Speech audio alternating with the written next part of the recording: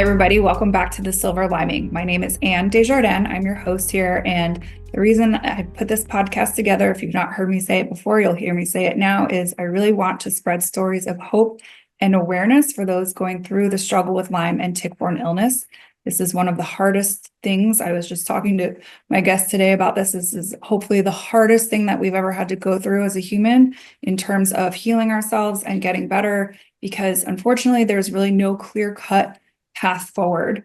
And again, that's also another reason I've chosen to do this podcast, is because I want to share different versions of how people get better, because no two people are affected the same by this set of symptoms and illness, and no two people tend to heal the same exact way either. So I really want to put forth a repertoire of ideas for you to grab onto. What I found when I was getting better were certain things would resonate more with me at the time of than others when I was reading about how to heal. And when that happened to me, I would grab onto those ideas. And it was like, okay, my soul, my body is telling me that this is going to help me, versus this thing that I don't even remember about. It's just there, out there. So again, please feel free to listen to all these episodes. Each person has their own individual take on things, how they've healed, how they've gotten better. And I'm happy to be able to share this with you from a healthful state of being. It's been a long road to get here. It took me 7 years to get diagnosed. It took me another 7 years to fix myself. And I've learned so much along the way. Like, it was just recently my 5-year anniversary of having to no longer go see a Lyme specialist. And for those of you going through this, you know that they're not cheap, and that can add a whole other level of stress to this fight, but it's well worth it. You're well worth it.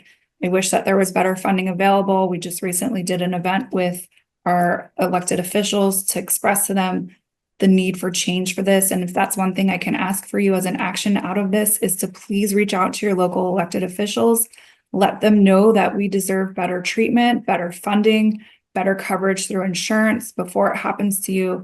And if it is happening to you right now, you get it and you understand that we really do need change in this arena. So my guest today is somebody that I've come across through social media. I found her on TikTok and I was watching her videos, although I've sort of tried to escape from TikTok because it can be a little bit of a time-consuming thing and not necessarily always something beneficial. I always learn, but it can also increase my anxiety. So I've tried to step away from that. But in the process, her mom actually reached out to me on Facebook and said I really needed to talk to her daughter because she's gotten better through a lot of work herself. And we've now crossed paths and did an event with the Center for Lyme Action just last week. And it was really a beautiful thing to be a part of. But my guest today is Bebe Pleasant, and I'm really happy to have you here again. You're in a very similar vein to me in turning this into something that's actually really beautiful and helping others to hopefully shorten their path back to a return to wellness.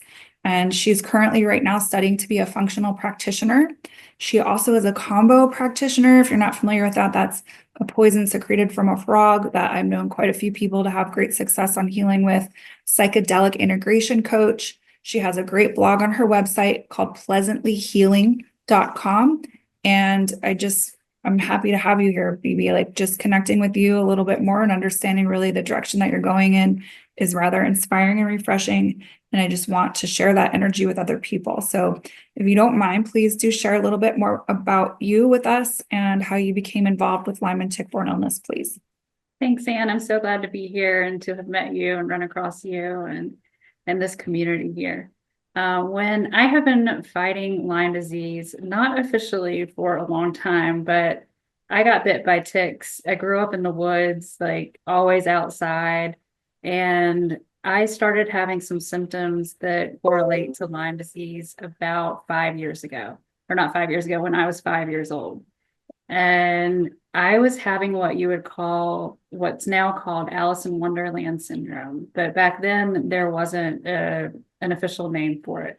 And it's where your eyesight like flips and you can see things very magnified or from very very long distance. And it was very scary to me as a kid. And I've recently done some research and found out that that is a symptom of Lyme disease. The doctors at that point told me that this was completely normal and that it would just go away at some point. I it did end up going away once I became an adult. They would come on though when I was having panic attacks as a kid. They never fully went away in my teen years. When I was about 10 years old, I started experiencing a lot of stomach problems. That's when the mental issues started happening as well. I was diagnosed with irritable bowel syndrome, but the doctors then didn't tell you how to fix it. They didn't recommend any kind of dietary changes, nothing. They were just like, oh, your stomach's just going to hurt all the time. Your stomach's always going to make these noises. And they said that that went along with some of the anxiety that I was having. I was diagnosed with ADD, with depression, and with anxiety, all within the age ranges of like 10 to 14. And at that point, I was put on Adderall, and I maintained the Adderall for the next 20 years, and that's probably what kept me going.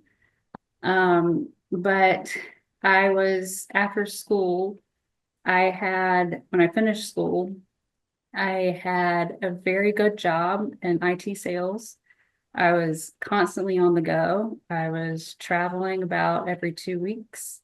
But stress was getting a little tough. I had started a company with another guy myself. So I was working nonstop hours and not really living for me. I was living for the job. And stress got so bad that I started running. And running helped me with my stress. It helped me with my anxiety. And I thought that that was kind of my cure-all because the anxiety and insomnia had gone on pretty much for my entire adult life. And the running was going really well. I had just finished running a marathon. I had run the New York City Marathon. This was back in 2017. I was 32 at the time. And I was doing another training run for another marathon, and I got run over by a car. And this guy just completely shot through a stop sign and hit me. And luckily, I didn't have broken bones. They gave me a lot of scans, but I went through a lot of trauma at that point. And trauma goes hand in hand with Lyme disease. And that is when a lot of my symptoms really started kicking up. And a couple of months after the accident, I started experiencing numbness in my hands. My vision started going double, and I was going to doctors. I was getting x-rays. I was getting CAT scans. Nothing was coming up. Everything was coming up fine. The eye doctors were telling me that, hey, your vision's fine. You don't have double vision. But I did have double vision. Like I couldn't see straight. And I was asking my friends. At first I thought like maybe one day I was staring at my phone too long. And so I started asking my friends, I'm like, hey, if you stare at your phone for a couple of hours, you get double vision. They're like, no, what are you talking about? And seeing things in double if that was the correct, but God bless. Like, I know you're trying to figure out what's going on with you, but I think about how many people are constantly staring at their phones. Like, yeah. Yeah, I was convinced it was the time I was spending on like Instagram or TikTok. And I'm like, all right, maybe we should just put that down. Yep. And so I go to Mexico at one point. I've got the phone down, phone away, but the vision problems are still there. I'm like, okay, maybe this is something a little bit more is going on. And then that year after the accident, the depression started getting a little bit more. Maybe that's also because I wasn't running as much because I was scared to run in the streets at that time. I'm still scared to run in the streets, but that's something I probably won't ever get over. But the anxiety, I started having a bit of dizziness, especially when I was in the shower. And I was very clumsy, like running into things a little bit more. I started Googling some symptoms, and I actually thought that I had MS at the time. but I didn't tell anybody. And this went on for like a couple of years of me thinking that I had some kind of sickness, but I was just afraid to admit it to anyone. And then 2020 rolled around, and that was a pandemic year. It was also the year that I bought a house, and it was my dream home. It was beautiful. It was just everything that I wanted. It was a perfect house. On the outside, it was the perfect, or it looked like the perfect house. And I lived in that house for about 8 months. The first 8 months, my personality started changing a bit. I was becoming more emotional than I'd ever been. I was having just outbursts of crying, like even in the middle of the street for really no reason. I was having moments of rage. I mean, moments of rage to the point that like I was breaking things in the house. And that is just absolutely not me. I've never had this like rage that I felt that year. And I was forgetting names. Like I'd been friends with people for a long time and they were coming over for, I'd have a dinner party at my house. And could look at this guy and his name just, I could not come up with, and I kept calling him the wrong name. And I'm like, something is really wrong here. Why am I calling Curtis Eric? And I had friends pulling me aside at that point saying, you know, Bebe, you are more emotional than you've ever been. Is something wrong? Is everything okay? And I just wasn't quite ready to admit that something was really wrong, because I also thought I, at this point, had convinced myself with the rage, with a crying outburst, I had self-diagnosed myself with bipolar disorder. And I was afraid to tell my friends and family. I had been in therapy for years and years and years, and my therapist had always told me that I didn't have bipolar disorder, but throughout all of this, I just knew I did. And the way that Lyme, I've learned, attacks the brain, a lot of us go through so many mental issues. And I am a believer that a lot of people that have bipolar, that might be stuck in mental institutions, I think if they got checked for Lyme, they would come back positive, and we could really help a lot of society with Lyme. Yes. Yeah. So at this point in my house, I had been in there for about 8 months, and the depression became really intense. The vertigo spells were really intense. The fatigue was really bad. My boyfriend actually broke up with me because I was boring and didn't want to go out and do anything. Thank goodness he broke up with me. He's obviously not the right one for me. But at that point, I then just completely shut down, and I don't think I left the bed or the couch for a solid month. And I absolutely knew that something was wrong and I had to get it taken care of. I had a friend that was coming to visit me one day. She was coming for the weekend, so I was preparing my guest room for her. And it was the first overnight guest that I was going to have. So I was hanging curtains in the guest bedroom. And I put the nail in, and that's when I realized the walls are wet. Oh. Absolutely wet. Oh. And that's when I started realizing that something is wrong with this house. And then that same afternoon, I found a little bit of mold around an outlet. And so I immediately went to go Google mold toxicity and symptoms that go along with black mold, and everything added up. At that point, I think I had over 40 symptoms. And that's when I realized, all right, you have mold toxicity. So I found an environmental functional doctor where I lived, and I went to go see them. And it's one of those places, you know, where you can't step foot in there without spending thousands of dollars. And They spent a whole entire day with me on my first appointment, and I was very hopeful that it was going to go well. They only tested me though for mold, parasites, and other environmental toxins. They did not mention Lyme at all. Now, I had done enough research to know that mold and Lyme go hand in hand, but it just didn't come up in this specific instance. I got my toxology report back, and everything, all of my environmental toxins, my mold, it was all off the charts. And so they almost fear mongered me into coming into, they have a detox clinic, and it's thousands of dollars a week. And they have you going into every day. You do the sauna like 3 or 4 times a day. You get a couple of IVs, yoga, iconic foot bath, and lymphatic massages.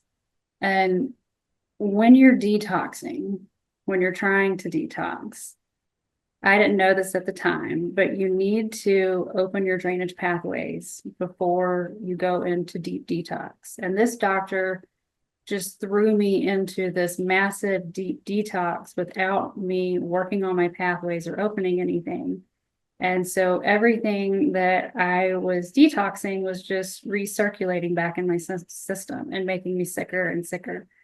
And I had already lost a lot of weight through this process because I had lost my entire appetite.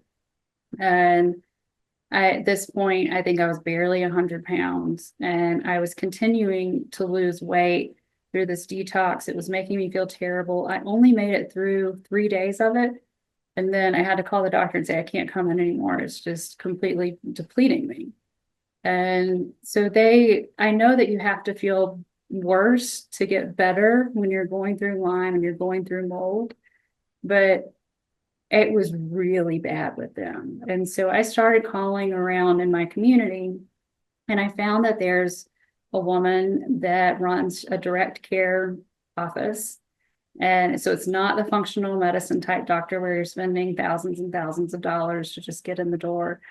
And she was more affordable for everyone. She's helped a lot of people with mold. And at that time, I just thought it was mold only.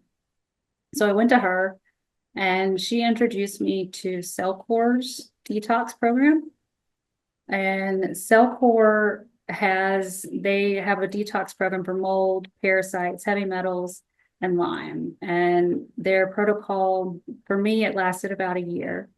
But the good thing about Cellcore is they coat their supplements in this carbon, and so it reduces the Herxheimer effects. So I started doing that, and I could feel a huge shift in how I was feeling. It was getting better. But I was also having, it was better, but it was also bad at the same time. As you know, when you're healing, it's not easy. My mom actually had to come down. I feel like I should mention my mom had to come down for my first doctor's appointment, and she never left. She just moved in with me and started buying clothes. She only bought enough clothes for a weekend, but she stayed because I wasn't able to cook. I wasn't able to clean. I wasn't able to take care of myself. And so she stuck with me, and she helped me. At one point, she told me that she wanted to divorce me because I was raging, having just such a terrible time. But she hung in there, and she's an absolute angel. And I'm very thankful for her helping me and going through all of this and driving me to appointments. We all need that kind of person when we're going through something like this. I'm very thankful for her. But this doctor that introduced me to Cellcore, she also told me that no, I didn't need to be going into a clinic to get the sauna. I didn't need to be going to a clinic to get I could do all of these things on my own, and I should be doing them slower than what I was doing. And because I was trying, this first place was like throwing everything at me. And when you throw everything at yourself, you don't know what's helping and you don't know what's hurting. And so I found that doing the sauna every day did help me. I added in HBOT, that helped a lot. Acupuncture helped me with calming everything down, because our nervous system has a lot to do with our flare-ups. Yes. And so acupuncture definitely helped a lot. And then enemas, the coffee enemas, they were terrifying to me at first, but they definitely helped. And it took a while to get a schedule going for me, but I did. I also had to cut out gluten, dairy, alcohol, red meat, sugar, and there are a few other random things that most people do, like chickpeas that I had to cut out. And I still to this day stick to that diet. I have found that I can cheat here and there and be okay, but I do a lot better when I stick to the diet. Um,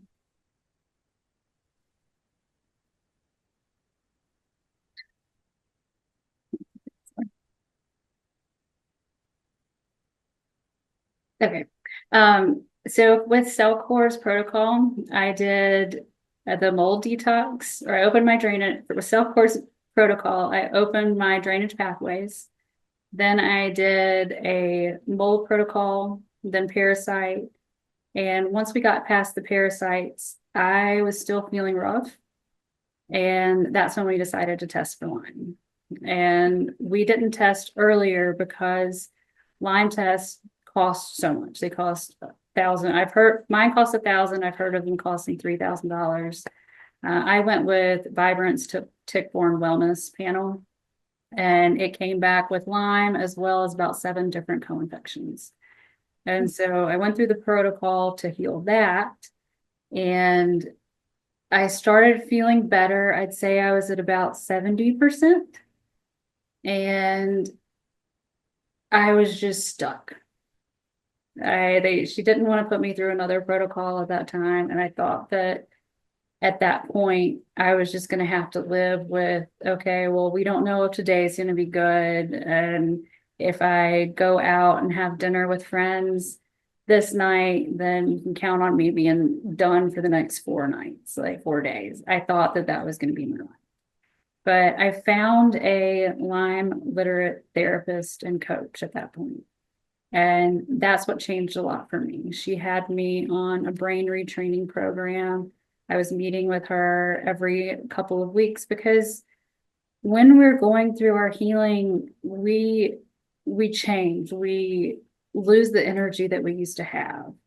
And we grieve ourselves. We have to grieve ourselves. And I didn't realize that I was going through this grief process without help for a while.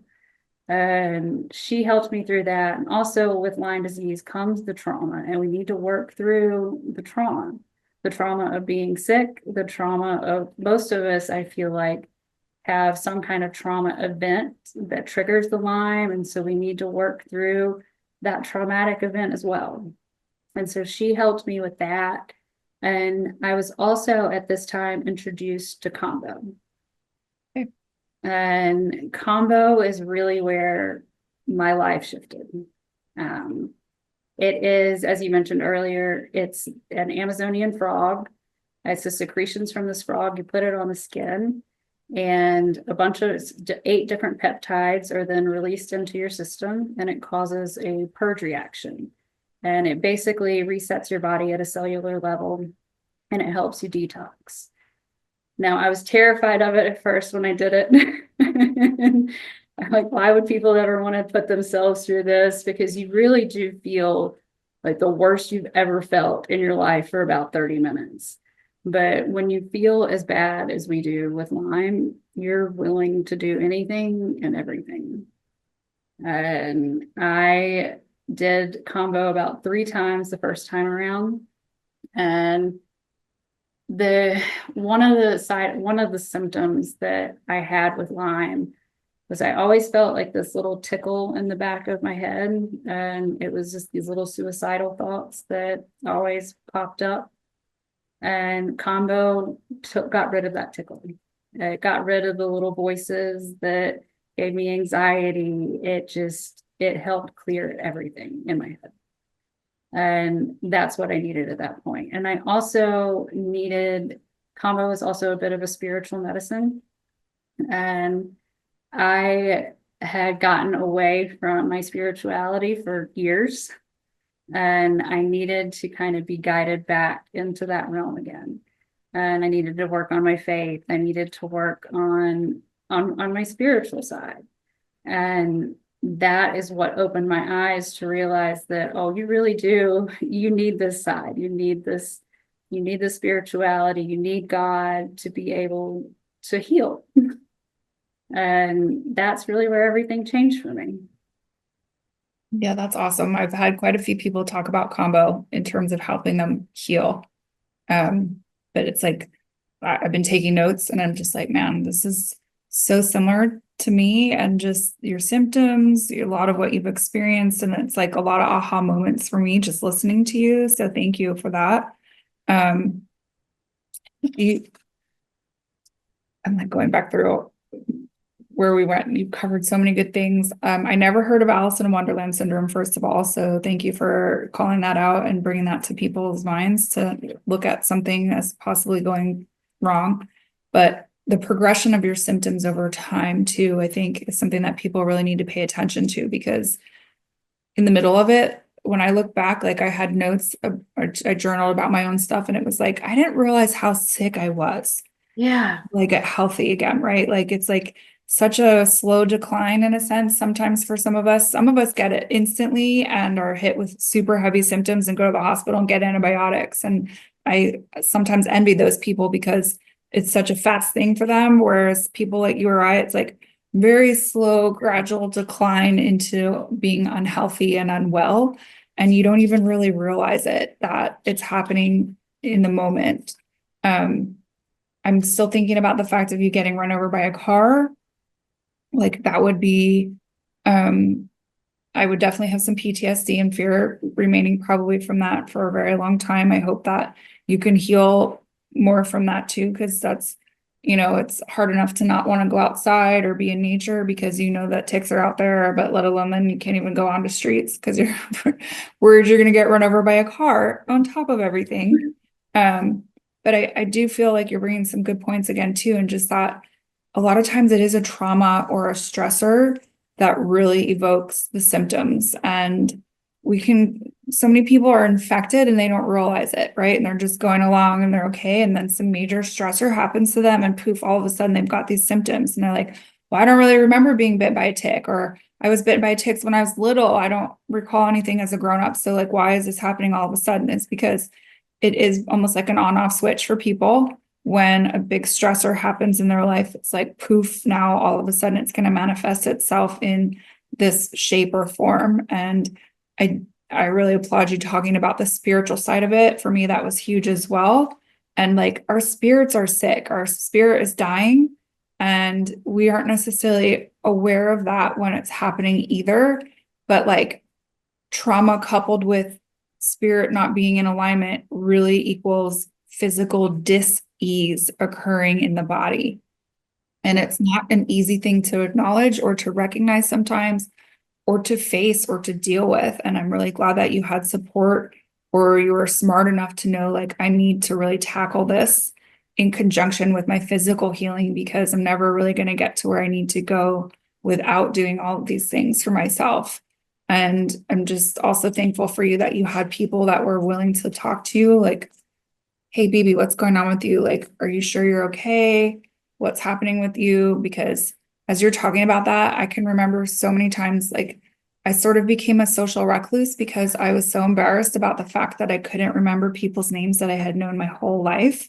Or like stutter. I would stutter all the time. I couldn't get the words to come out of my mouth when I was at an event, and I introduced myself to some guy and I was like, hey, I'm Ann. And I don't remember what he said his name was, but 5 minutes later, I turned around and I was like, hey, I'm Ann. And he's like, yeah, you just introduced yourself to me. And I was like, oh God, and it's like those moments that it causes you to not want to be around people because it's embarrassing. It's like, my brain is really smart. I'm a smart person, but I can't even remember meeting this dude. Like something is really, really off. And I'm curious then, what happened with your house? Were you able to sell it, or how did you get out of that space? I went through a complete remediation because I wasn't comfortable selling the house and potentially making someone else sick. And so the entire house, all the walls got ripped down. I had to move into a rental for about 6 months. And there's a saying of you can't heal where you got sick. And so I just could not imagine going back in that house again. And so since the day that I left there, I have spent probably no more than 6 hours back in that house. My parents helped me clean everything out. We had to hire somebody to move everything. I did. So I was diagnosed with chronic inflammatory response syndrome to mold. And so I have to be very careful when I'm around mold. I had to get rid of all of my clothes, all of my upholstered furniture. I still am very sad that I had to lose my jackets and my coats that my fashion was my identity for a while, my fashion and my job, and I lost all of that.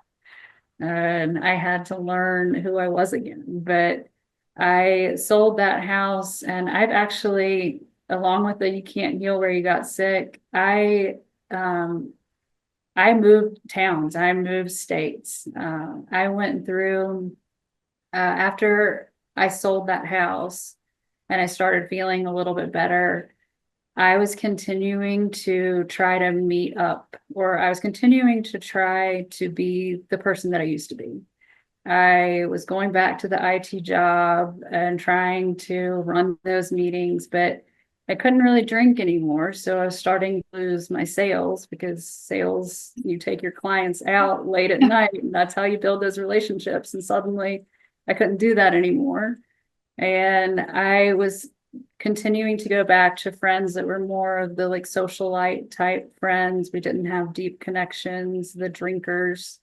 And every time I would go out with them, I would be back in bed again for another 4 or 5 days. And it was just like this constant loop. And I never felt like I was able to constantly feel well.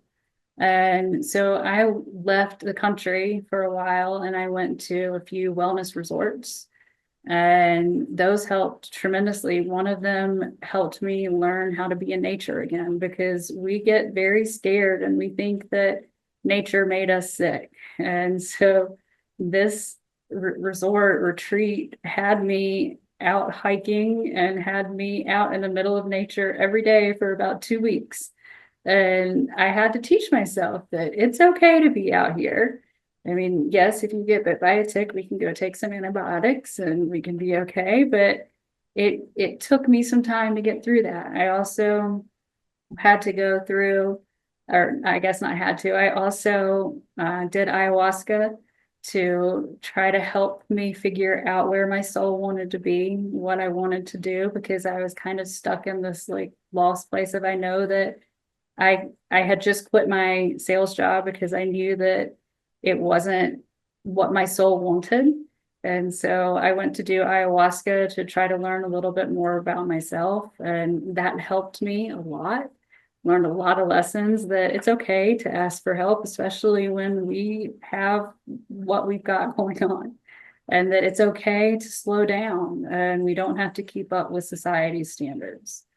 And after that retreat, I went to another retreat, and I was out hiking again every day and doing more consistently every single day. I was having so many more good days in a row than I'd had in a long time.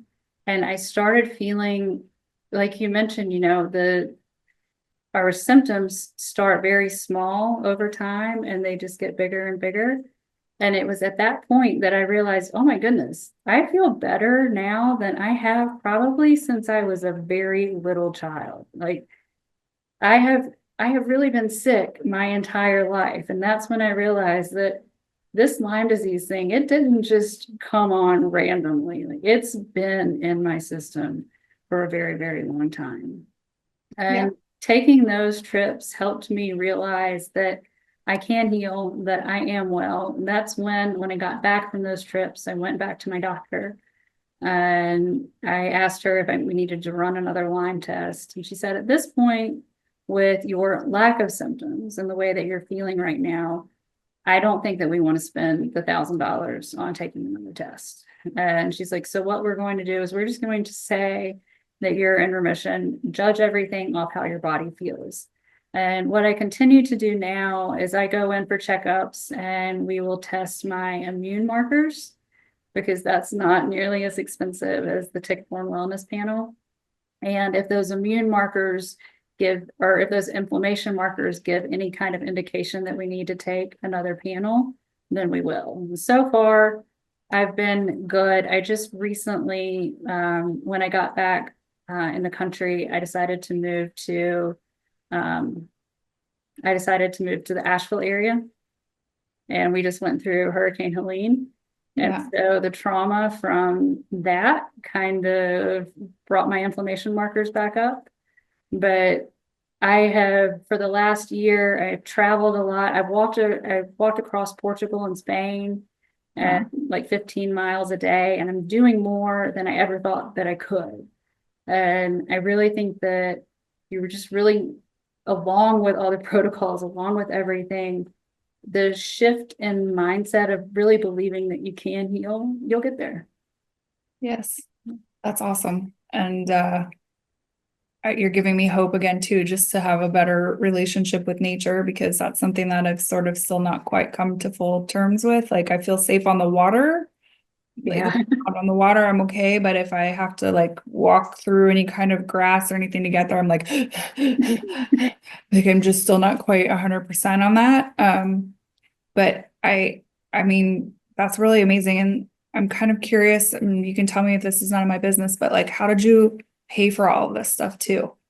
To like go to the resorts and things? I had a really good job. And so I know that a lot of people in my situation aren't as fortunate as I am, but I had a lot of savings that accumulated over the years. And I also have family that's helped out occasionally on some of the help funds as well. Yeah. Okay. That's what I'm sitting here. I'm like, wow, like, how do you do this? I want to do this. This is amazing. And you know, for a lot of people listening, maybe you've not considered like the psychedelic aspect of things, but I think that can help a lot. And just helping people to really come to grips with who they are as a human and really what their soul needs to do to help to continue to evolve to get to where they need to go. So now you're a coach with that kind of thing. How did that come to be?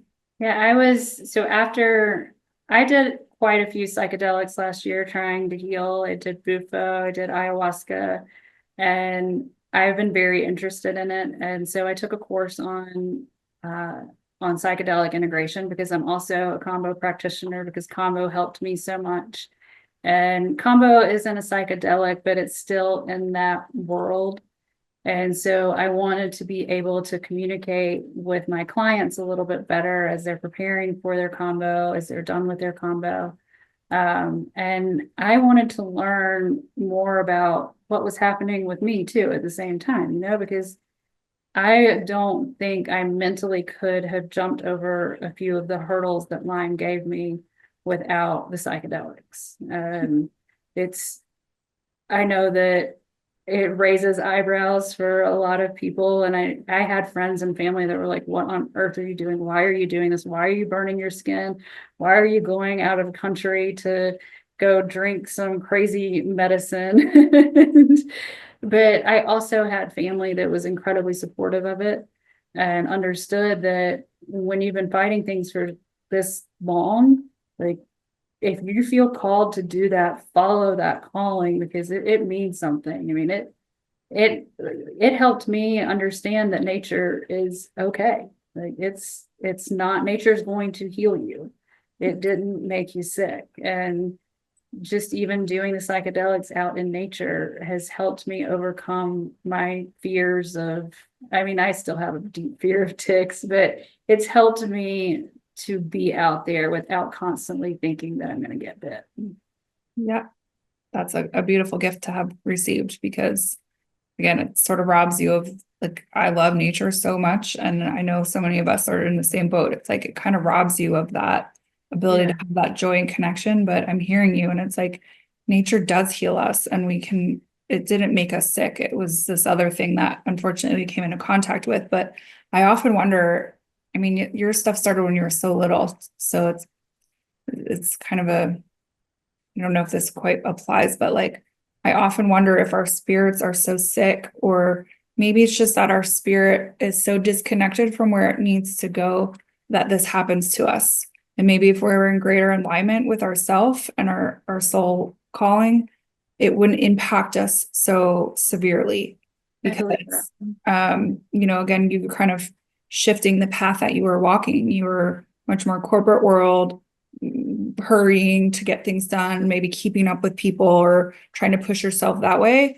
And that was not the right, healthful, productive way for you to be going with your life. And so you've been kindly redirected to this other path, and understanding, again, getting more in alignment with yourself and your being. And I wonder too about if we are in that space, like, would we still get that sick now?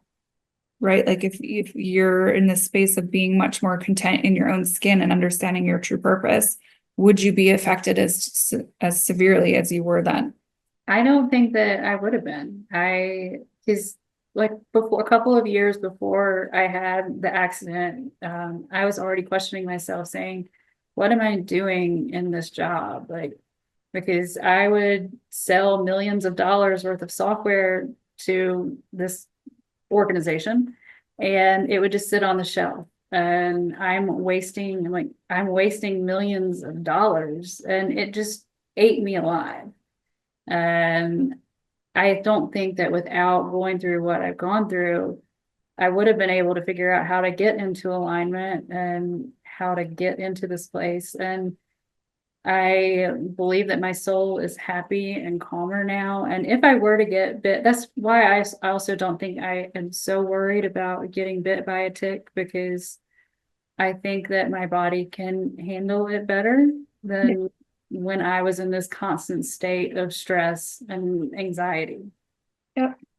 Yeah. And I had someone on my show in the past talk about like parasitic behaviors, and that draws ticks to us. And I had never really thought about it per se from that perspective. And I was like, interesting.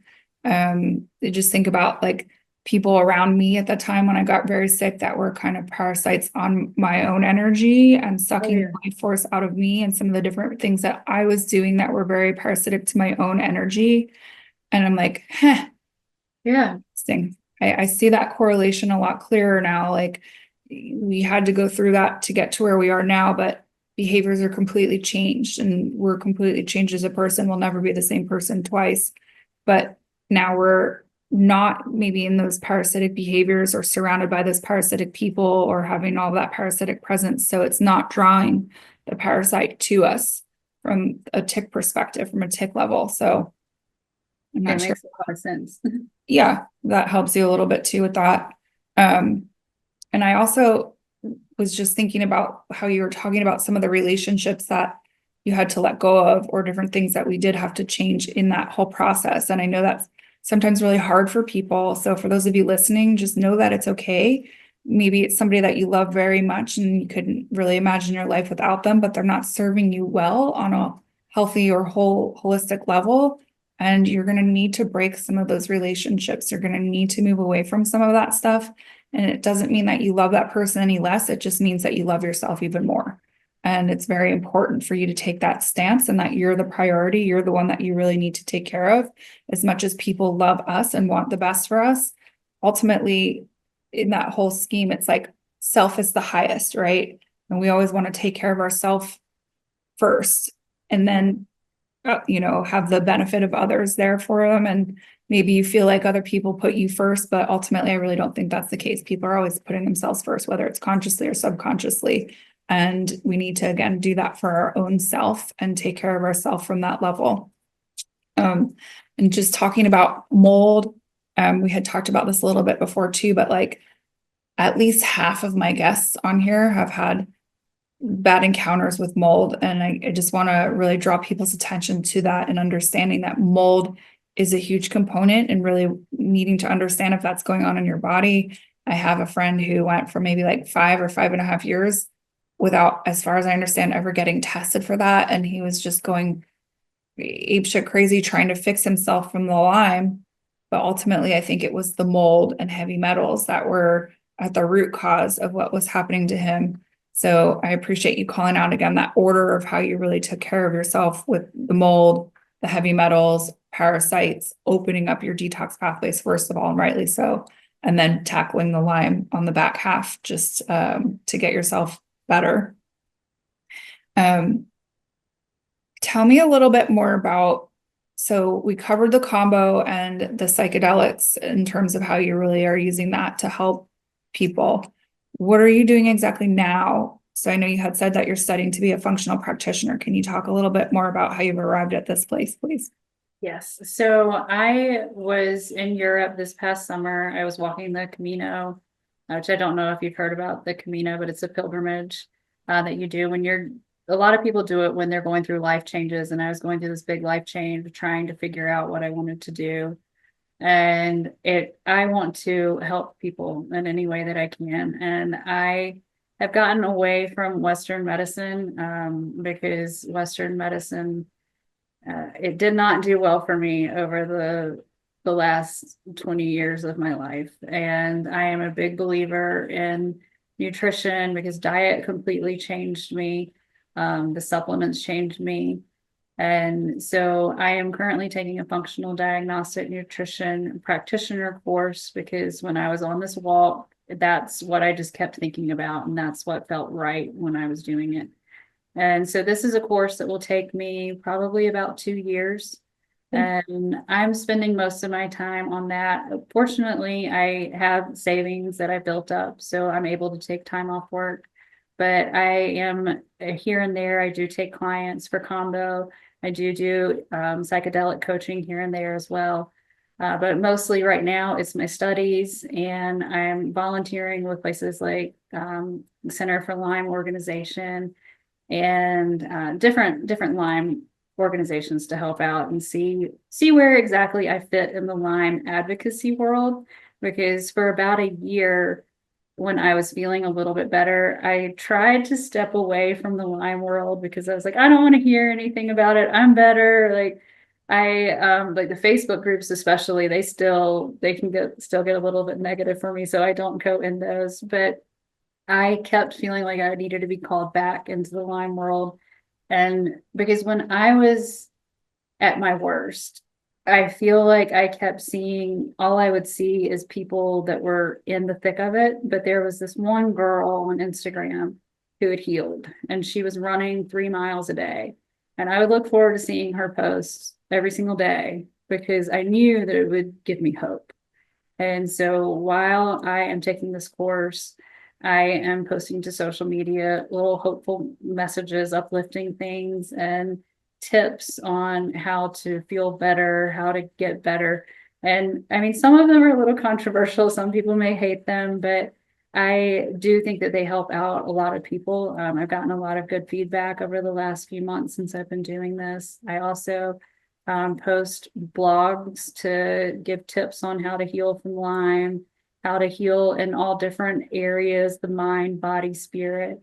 And I will figure out my full-time job here probably within the next year. But yeah, I'm giving myself this time right now to study and continue to heal. I mean, I'm what I say in remission, but there's always bits and parts of me that need to be healed.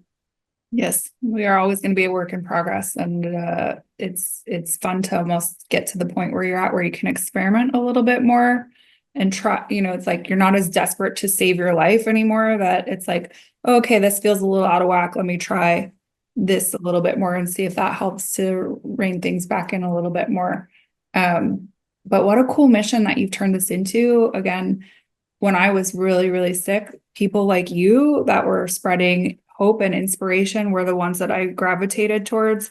The Facebook groups, the chat groups, they can all be pretty dark for sure. It's a lot of people who are very sick, and it can be very overwhelming, and you can sort of get stuck there. But I chose to focus again and put my sights on people like you that were getting better or that had healed to encourage myself. And it's a lot of the reason that I made this podcast, because I want people to have a place that they can go to listen to people who have gotten better and how they've done it, because it's not easy. You're like a magician trying to figure out different tricks on how to fix things. And, to have voices like you who are constant really make a big difference. It makes a big difference to people who are stuck in the moment. And I don't know if I'm glad that you're kind of connecting that correlation. Sometimes I forget about it. Like, I'm just a person, I'm just doing my thing, whatever. And people will be like, you're such an inspiration. You have no idea. And it's like, really? Like, well, I'm just me, I struggle with that connection sometimes. And like, it's good reinforcement. It's a good reminder to just keep going, to keep sowing those seeds of hope for people, because you really never know who you're touching in that moment, who's going to hear I always think it's the right people that hear the words that need to hear them. God has a way of directing the words at the right people at the right time. But I just think that that's amazing what you're doing. I had looked at some of your posts and watched some of the stuff that you've done and just some of the different things that you share. And it's really beneficial. Like, you're putting out positive things in this space that can be completely debilitating and overwhelming. And again, has one of the highest suicide rates of any chronic illness. And there's a reason for that, whether it's the sickness that's here talking to us, telling us that's what we need to do, whether it's legitimately from the soul level of saying that that's what it is. I do think it's the sickness, though. I don't really think it's our own soul that's at that place. But you're saving lives. That's huge. And I don't know if you've quite put it into those terms for yourself, but you're saving lives. Saving people's lives. Yeah, Like, I haven't really thought about it that way, but I do think back to like those days when I am scrolling and I wouldn't ever talk to them. I wouldn't ever even like have the energy to probably hit the like button. But that girl, she changed my life. She gave me hope, and I just hope to be that for other people. well, you already are. Thank you. You're inspiring me just having this conversation, let alone all the other people that you touch on social media and in your own personal space, the people that you come across just in life on a day-to-day basis. And I'm really excited to follow along yet too and see which direction that you wind up going in. But I think it's a cool thing that you've got, or a gift that you have the time to be able to really invest yourself and see what's going to feel the most comfortable for you in terms of a path forward. So I know you said with the functional diagnostic trainings, that's through CellCore. No, so CellCore is they are one of the protocols that I can sell once I get my functional practitioner. But this course is called Functional Diagnostic Nutrition Practitioner. Okay. And I was introduced to them through CellCore. Okay. And so people want to reach out to you now after hearing your story and they're like, oh my God, I got to talk to Bebe. I've got to figure out what she's done a little bit more succinctly, given a ton of information. How would people go about reaching out to you? And are you open to taking on clients? Is that something that you're in the capacity to do right now? Or you're really just wanting to focus on schooling and they can hopefully be your client in the near distant future? I have a wait list right now, but if there's a opening that I can get someone in, because I don't want to take on too many people, especially right now. I want to be able to help one person here, help one person there. So when that wait list opens, I will take people, but you can find me on pleasantlyhealing.com. I have a contact submission in there where you can also schedule a call with me. You can find me on TikTok and Instagram, and that is also Pleasantly Healing. Cool. Thank you. And then as a final thought, Bebe, can you just share with us what is the best thing that's happened to you as a result of getting Lyme and tick-borne illness? I have completely changed my life. I've done a 180, and if it hadn't been for Lyme, I feel like I've finally gotten back to the person that I was as a child. I am being true to my soul and doing what she wants. And I ignored her for years and years and years. And so I am very grateful that I had Lyme, because I was able to reconnect with myself again and follow the right path. And out of anything in this world, I think that's probably one of the best gifts that we truly could ever receive, is just to be comfortable with who we are, comfortable in knowing what we need to do and who our true being in essence is, and actually like listening to it and doing something with it, right? Like I think a lot of people have that naggy voice that's like, this is what you should be doing. And they're very good at tuning it out until something happens that really awakens them into directing them down that path instead that they were fighting or resisting for so long, or just didn't even really fully acknowledge as the option for themselves. And so you're maybe, I'd say a little less than halfway through your life. So you've got so far to go yet in terms of what you can do now with the time that you have remaining on this earth to help other people come into that self-realization and hopefully heal, right? Like it is something that happens from the inside out. It's not just something that's a physical manifestation on the exterior. It is something that really must come from within. And guides like you are invaluable to people who are looking for their answer on that. So thank you for sharing your story, Bebe. I resonate so much with this. Again, we're very similar. And I just love finding people like you who are destined to make a better impact on this earth through our own experience of suffering and pain and confusion. And I just wish you all the best and continued healing and health and no stress, no more trauma, no more terrible things. Like we know things are going to happen to us, but also I think that's partly what we learned through this is like things will happen to us, but overall we have a much greater toolkit now that we're able to deal with it more readily and succinctly and easily. So again, thank you for joining me today. And I look forward to sharing this story with people near and far so that they are also inspired and have hope and can continue to move forward day by day through this process. Thank you for having me. Yes.